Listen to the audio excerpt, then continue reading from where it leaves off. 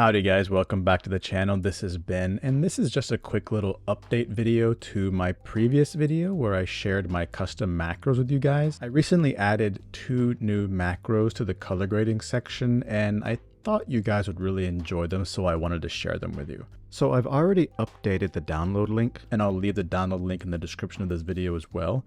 So if you've already downloaded them before, just go ahead and re-download the color grading macro because that's the only one that has any changes. And if you haven't downloaded any of them, go ahead and watch my other video on my macros because I explain exactly what every macro does and how I use it in my workflow. But once you've downloaded the macros and once you've downloaded the updated color grading macro, and when you open it in Affinity Photo, or once you've installed it, you should see 2 new macros that weren't there before. You should see a soft light ellipse macro and a vignette macro. So really quick, I want to show you how they work because they're pretty cool and I actually do use them pretty frequently now. That's why I wanted to share them with you guys. So let's start with the vignette one because I think that's going to be the one that's going to be most useful to a lot of you guys.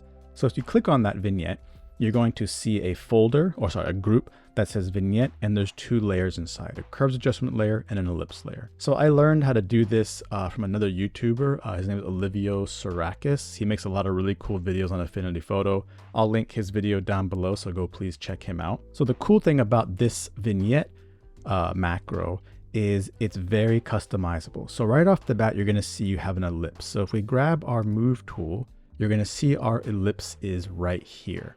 And this ellipse is set to erase, and it has a quick effects adjustment already attached. I have a Gaussian blur attached at 400 pixels, so it's pretty soft.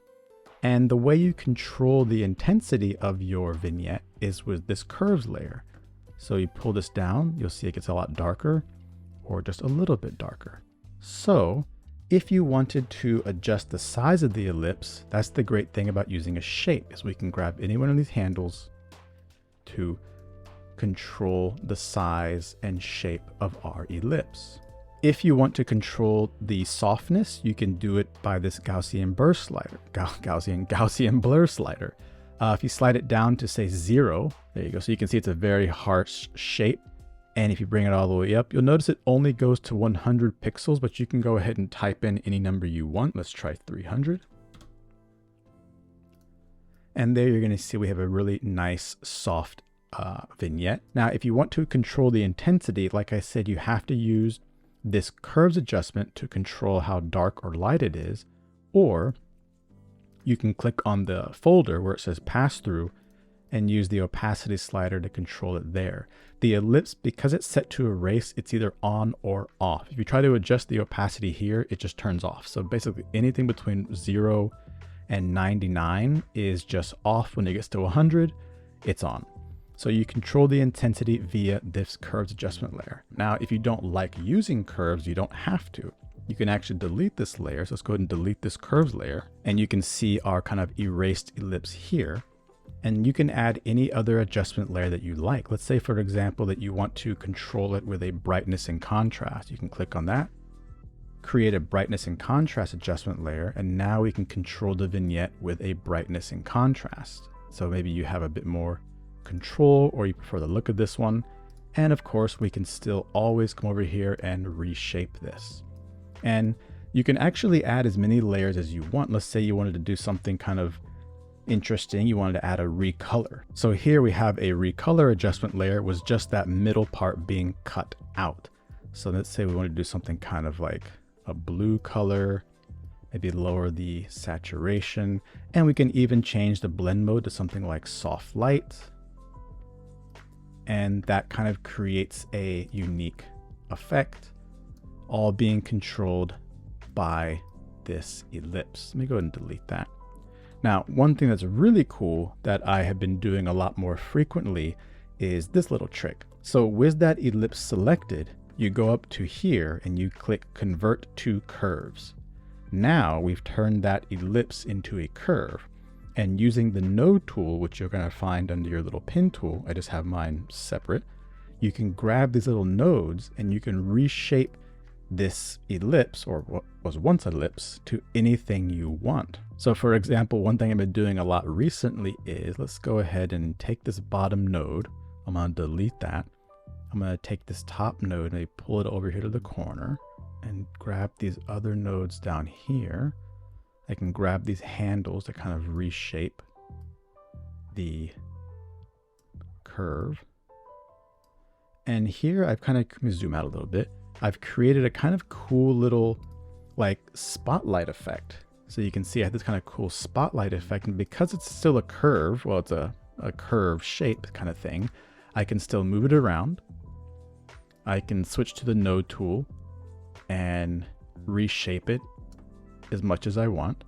I can double click anywhere on this line to add, or click one time, and you can add another node if you wanted to make like a really unique shape.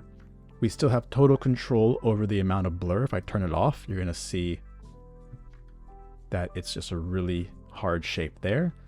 If I turn it back on, we have our soft vignette. And so this is a really fun and creative way to kind of create really unique and interesting shapes with your vignette. Maybe you wanted to do something kind of dramatic, right? Where it's just like a spotlight kind of just over her eyes and stuff, right? We can do something like that. Take this layer, really darken it up, right? And we can kind of create like a really cool effect like that. And if we don't like it, we can always come over here and reshape the shape and make it any shape that we want. Very, very powerful stuff to do some really, really creative things. Okay, so let's go ahead and delete that. So the next one, and this is something that I use quite a bit, although I'm not sure if everyone will find it as useful as me, is this one called Soft Light Ellipse.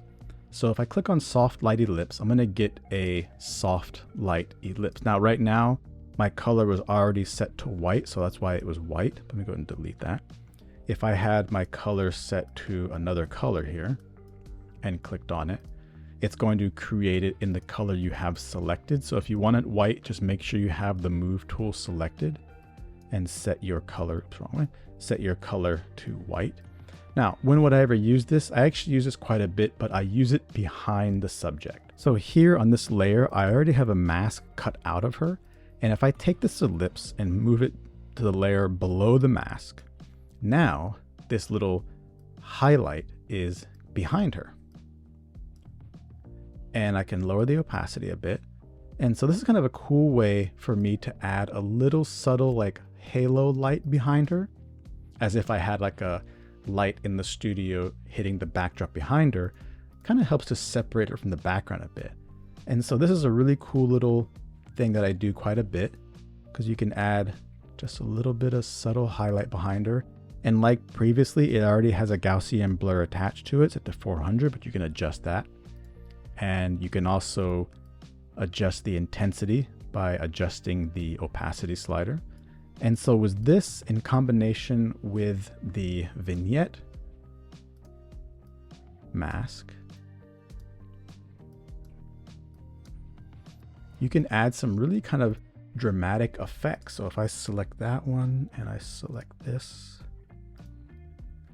so that's before and that's after. So this just kind of adds a bit more drama to the image just by these two little simple macros.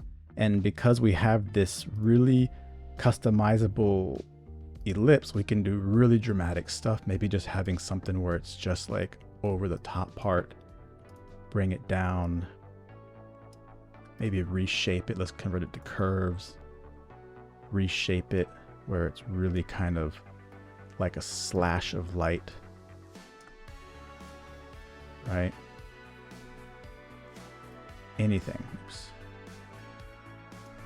Just to make really cool stuff, right? Like a lot of cool things you can do with these little options. So I thought you might find these macros useful, so I wanted to go ahead and add them. So anyways, that's all for this video, guys. I just kind of want to go over what these macros do.